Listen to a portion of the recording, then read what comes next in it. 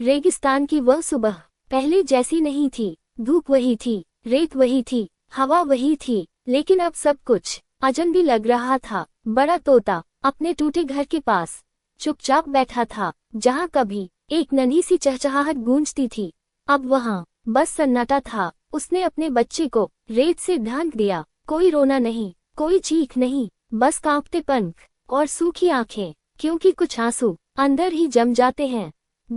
उड़ान जो भागने के लिए नहीं थी। तीसरे दिन बड़ा तोता उठा। उसके पंख भारी थे, लेकिन उसकी नजर अब नीचे नहीं, दूर तक देख रही थी।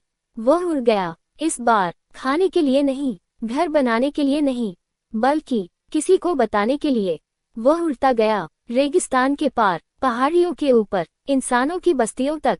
लोगों ने उसे देखा, एक हरा तोता जो बार बार उसी जगह चक्कर काट रहा था जहां बच्चे खेलते थे। कुछ ने पत्थर फेंके, कुछ ने हंसकर कहा, पागल तोता है। लेकिन एक छोटी बच्ची रुक गई। उसने देखा, तोते की आंखों में भूख नहीं थी, डर नहीं था, कुछ और था, दर्द। पहली बार किसी ने सुना।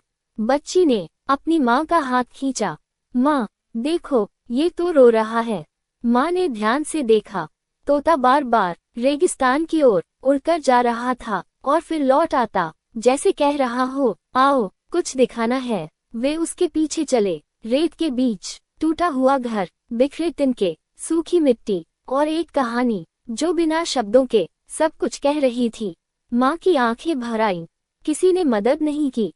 उसने धीरे से कहा, आवाज फैलती है। उस दिन पहली बार रेगिस्तान खामोश नहीं रहा। बस्ती के लोग आए, किसी ने पानी रखा, किसी ने छाया बनाई, किसी ने बंदरों को दूर भगाया, किसी ने उस कहानी का वीडियो बनाया। वीडियो फैला, लोगों ने देखा, एक तोता जो अपने बच्चे को नहीं बचा पाया, क्योंकि सबने सोचा कोई और मदद कर देगा। हजारों लोगों ने लिखा, काश पहले देखा होता, काश पहले रुके होते, काश मदद की होती। देर से मिला सहारा। रेगिस्तान में एक छोटा सा पानी का स्रोत बनाया गया। कुछ पेड़ लगाए गए, लकड़ी और मिट्टी से एक मजबूत आश्रय बना। बड़ा तोता सब देखता रहा। वह खुश नहीं था, लेकिन वह खाली भी नहीं था।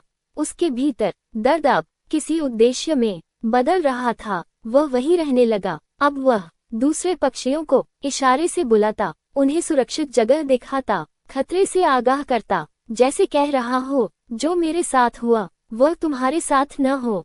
एक रात, एक नई आवाज।